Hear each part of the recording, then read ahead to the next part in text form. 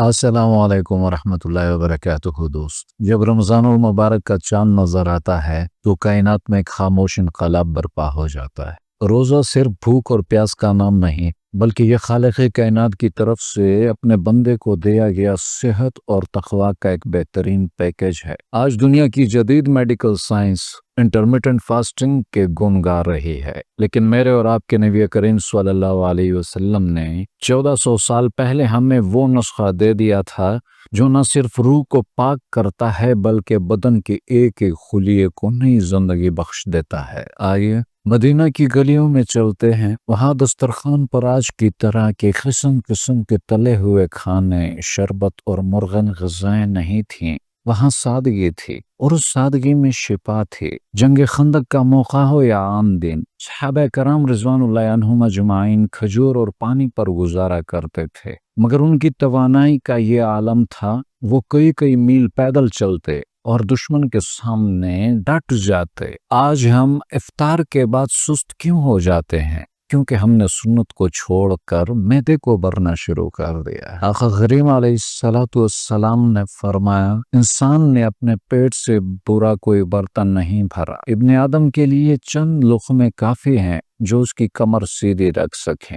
اگر زیادہ ہی کھانا ضروری ہو تو 1/3 کھانے کے لیے، 1/3 پانی کے لیے اور 1/3 سانس لینے کے لیے رکھے۔ دوستو، روزے کی صحت کا راز سحری میں چھپا ہے۔ بہت سے لوگ سحری چھوڑ دیتے ہیں یا صرف چائے پی کر سو جاتے ہیں۔ یہ سنت کے بھی خلاف ہے اور صحت کے بھی خلاف ہے۔ حضور علیہ السلام نے فرمایا، سحری کھاؤ کیونکہ سحری کھانے میں برکت ہے۔ سحری میں کمپلیکس کاربوہائیڈریٹس جیسے جو کا دلیا، چکی کا آٹا، کھجور کا استعمال کیا کریں۔ یہ آہستہ آہستہ ہضم ہوتے ہیں اور آپ کو سارا دن توانا رکھتے ہیں۔ کھجور صرف افطار کے لیے نہیں بلکہ سحری کے لیے بھی بہت بہترین ہے۔ دوستو، کیا آپ جانتے ہیں کہ جب ہم 12 سے 14 گھنٹے بھوکے رہتے ہیں تو جسم کے اندر ایک عمل شروع ہوتا ہے جسے آٹوفیجی کہتے ہیں۔ یہ وہ عمل ہے جس پر 2016 کے آخر میں 2017 میں جاپانی سائنسدان کو نوبل پرائز ملا۔ اس عمل میں جسم اپنے اندر کے خراب اور بیمار خلیوں کو خود ہی کھا کر ختم کر دیتا ہے اور نئے خلیے بنانا شروع کر دیتا ہے۔ سبحان اللہ۔ تو دوستو، یہ وہ مبارک تعلق ہے۔ سبحان اللہ۔ دوستو، میرے رب نے روزے فرض کر کے دراصل ہمارے جسم کی سروسنگ کا انتظام کر دیا۔ روزہ کینسر، شوگر اور بلڈ پریشر جیسے امراض کے خلاف ایک قدرتی ڈھال ہے۔ افطار کے وقت لوگ عجیب عجیب چیزیں کھاتے ہیں۔ اس وقت ہمارا نفس کہہ رہا ہوتا ہے کہ سب کچھ کھا لو، مگر اگر ایمان کی سنیں تو ایمان کہتا ہے کہ رک جاؤ۔ افطار سنت کے مطابق کھجور اور پانی سے کریں تاکہ معدے پر اچانک بوجھ نہ پڑے۔ حضرت انس بن مالک رضی اللہ عنہ فرماتے ہیں، نبی کریم علیہ السلام نماز مغرب سے پہلے تازہ کھجوروں سے افطار فرماتے۔ اگر تازہ نہ ہوتی تو خشک کھجوروں چھواروں سے، اور اگر وہ بھی نہ ہوتی تو چند گھونٹ پانی ہی پی لیتے۔ اللہ اکبر۔ آج کل لوگ افطار میں تلی ہوئی چیزیں، مصنوعی مشروبات استعمال کرتے ہیں جس سے تیزابیت بڑھ جاتی ہے، یعنی کہ ایسیڈیٹی زیادہ ہو جاتی ہے۔ اگر ہم صرف سنت پر عمل کریں تو معدے کے تمام مسائل 100% مسائل حل ہو جاتے ہیں۔ تو دوستو، اگر ہم ایمان کی سنیں تو ایمان ہمیں اپنے نفس کو قابو کرنا سکھاتا ہے، جو کہ اس رمضان المبارک میں ایک بہترین موقع میں اللہ تبارک و تعالیٰ عطا فرماتے ہیں۔ اگر ہم نے رمضان میں اپنی زبان اور اپنے پیٹ پر قابو پا لیا تو ہم نے زندگی کی بڑی جنگ جیت لی۔ صحت اللہ تبارک و تعالیٰ کی نعمت ہے اور اس کی حفاظت کرنا امانت ہے۔ اس رمضان کو صرف عبادت کا نہیں بلکہ ایک صحت مند تبدیلی کا مہینہ بنائے۔ اے اللہ، ہمیں ان روزوں کی برکت سے جسمانی شفا اور روحانی پاکیزگی عطا فرما۔ اے اللہ، ہمیں اسوہ رسول صلی اللہ علیہ وسلم پر چلتے ہوئے اپنی صحت کا خیال رکھنے کی توفیق عطا فرما۔ آمین۔ میں نے آپ کے لیے سنت نبی صلی اللہ علیہ وآلہ وصحبہ وسلم اور جدید طبی اصولوں کے مطابق ایک رمضان ڈائٹ پلان تیار کیا ہے، تو اس میں آپ کو معلومات دے رہا ہوں اور انشاءاللہ ساتھ ساتھ میں یہاں پر سکرین پر دے دوں گا۔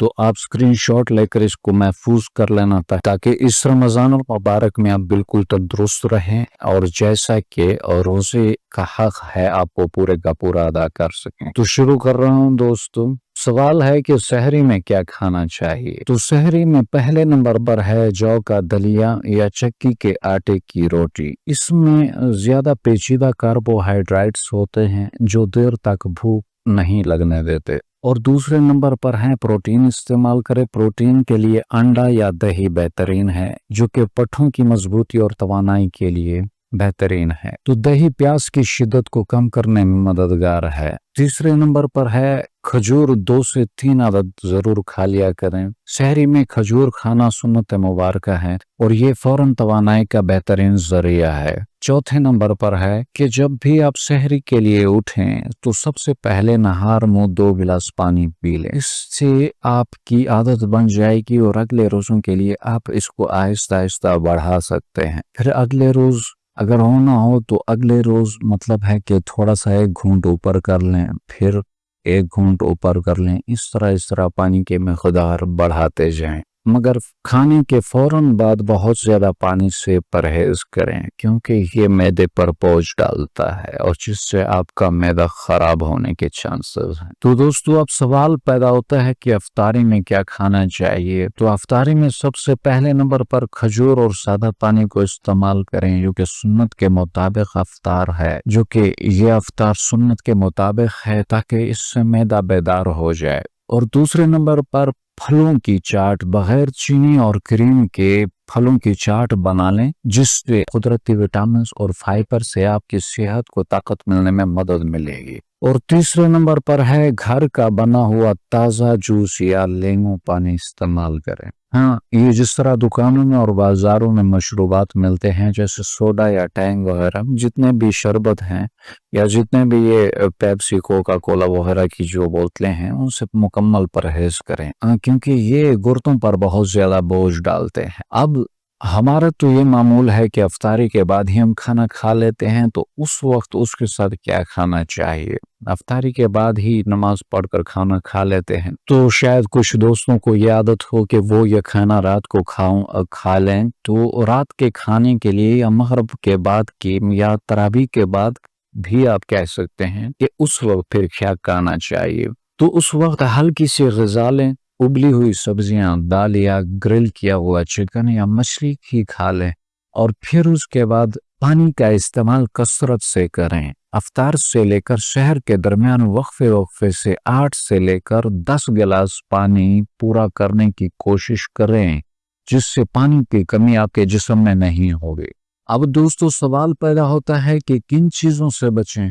तो सबसे पहले ये जितने भी ड्रिंक्स हैं जो कि थोड़ी देर पहले मैं आपको बता चुका हूँ, जिनमें कोका कोला, पेप्सी वगैरह के जो ये जितने भी एनर्जी ड्रिंक्स हैं उन सब से बचने की कोशिश करें क्योंकि ये गुर्दों पर बोझ डालते हैं जिससे आपके गुर्दे कमजोर हो जाएंगे। और दूसरे नंबर पर तली हुई अशिया जैसे समोसे, पकोड़े, तो ये सीने की जलन और सुस्ती का बायस बनते हैं। इन तली हुई अशिया और समोसे पकोड़ों से बचने की कोशिश करें। अगर लेते हैं तो एक एक दाना ले लें बस, फिर उसके बाद उनको छोड़ दें ताकि आपके सीने की जलन और मैदे की सुस्ती का बायस ना बने। और अचार वगैरह से परहेज करें और ज्यादा नमक से भी परहेज करें क्योंकि जो आपने दिन भर रोजा रखा हुआ होता है तो ये आपकी प्यास की शिद्दत को मजीद बढ़ाते हैं, बहुत ज्यादा कर देते हैं। और इसके बाद चौथे नंबर पर है कि ज्यादा मीठा इस्तेमाल ना करें क्योंकि ज्यादा मीठा से इंसुलिन लेवल तेजी से बढ़ता है जिससे भूख कमजोर हो जाती है इंसान की। और अगर भूख इंसान को ना लगे तो वो इंसान की जिस्मानी कमजोरी का बायस बनता है। तो दोस्तों मुझे उम्मीद है कि आपको समझ आ गई होगी कि ये एक डाइट प्लान मैंने बनाया है, आपको कैसा लगा।